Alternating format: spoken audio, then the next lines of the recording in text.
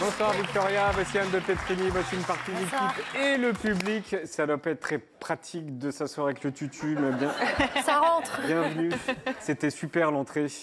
Bravo, Merci. vous avez une formation classique, vous avez créé votre propre compagnie et vous pulvérisez tous les codes sur les réseaux sociaux. On vous a vu dans le métro à New York, on vous a vu en tutu à la salle de sport, on vous a vu aux Jeux Olympiques de Paris 2024. Vous collaborez avec les plus grandes marques et avec Stéphane Bern aussi, mais toujours en tutu. Le meilleur danseur. Très belle marque aussi. Mais toujours en tutu, comme ici ce soir. Pourquoi ? Mon tutu, c'est mon uniforme en tant que danseuse classique. Moi, j'ai vraiment envie de prendre avec moi la danse classique et de l'emmener dans le monde entier, dehors surtout. Et, Avec du rap. avec du rap, bien sûr, de mélanger tous les styles.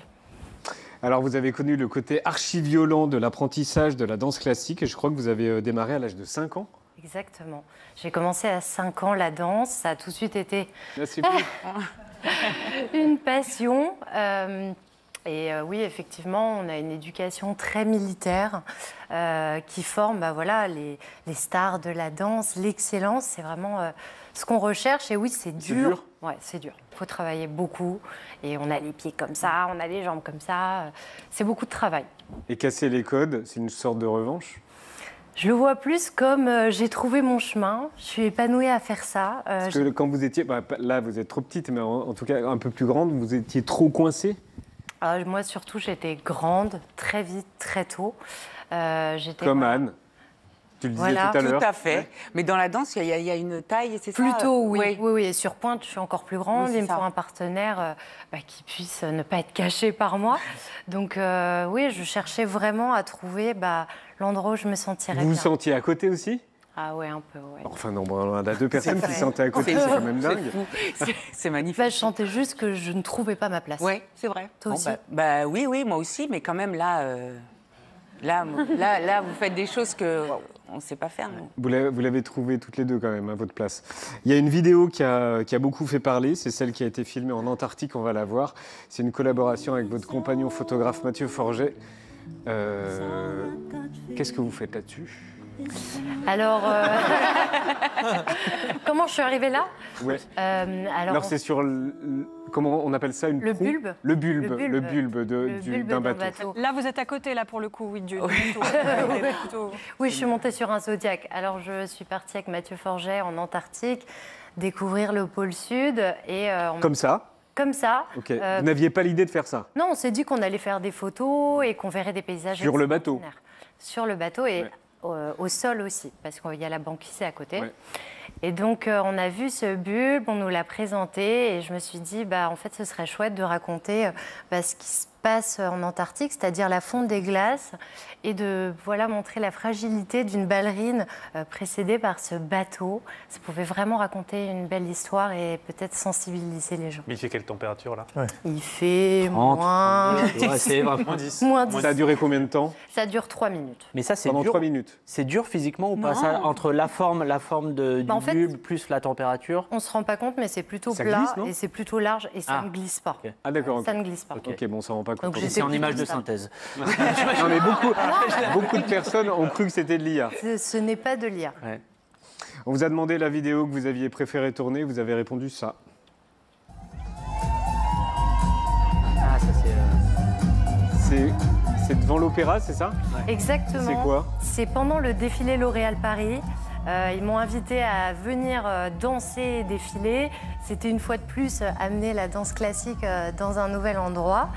Cette fois-ci, j'étais pas loin de l'opéra. C'était vraiment pour raconter une nouvelle histoire, la sororité entre les femmes.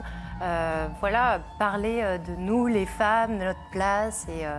Et c'était chouette de pouvoir danser devant l'Opéra de Paris. Comment le milieu de la danse classique, qui est un peu rigide, voit le fait que vous exportiez votre métier comme ça dans des shows, par exemple? Je me sens pas particulièrement... Et dans des lieux publics Oui, je me sens pas particulièrement soutenue par la communauté de la danse classique, qu'on se le dise. Mais j'espère que surtout, ça va permettre d'ouvrir les ports, de faire connaître davantage cette discipline et puis que ça puisse parler à tout le monde. Que ça reste pas Ils sont dans jaloux, une un peu. petite communauté. Non. Sous-titres, ils ont le seum. Votre premier spectacle sera à voir à partir de décembre à Paris et à Lyon. Ça va s'appeler Classique, point d'interrogation. Ça sera mis en scène par Paul Pasco. L'affiche, elle est géniale, on la voit depuis tout à l'heure. Et c'est bien sûr un hommage.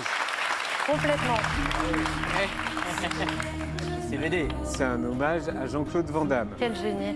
C'est une source d'inspiration? Complètement, je le trouve drôle, il repousse toujours les limites en fait. Hein.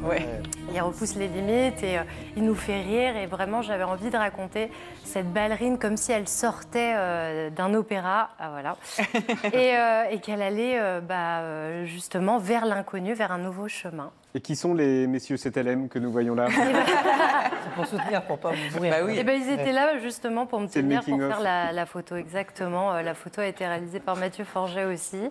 C'est un peu le duo de choc. Et oui, ils me tiennent, voilà, à bout de bras. Oh, hop, un rétroviseur. Qu'est-ce qu'on pourra voir dans le spectacle?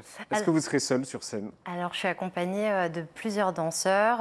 C'est un spectacle qui raconte l'histoire d'une ballerine enfermée dans une boîte à musique et qui cherche sa liberté.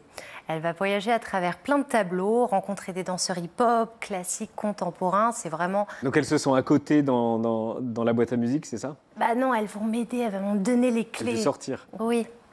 Et en fait, oui, c'est un voyage vers la liberté. C'est un spectacle qui va être drôle, amusant, dans lequel on ne va pas s'endormir. On a des musiques modernes. Et le but, c'est vraiment de pouvoir ouvrir à tous la danse classique, permettre à chacun de venir découvrir un spectacle qui dure 1h15, avec des prix qui parlent à tous. Voilà, j'ai vraiment envie de pouvoir raconter cette histoire, une histoire moderne qui est la mienne. Donc c'est en décembre à Paris et à Lyon.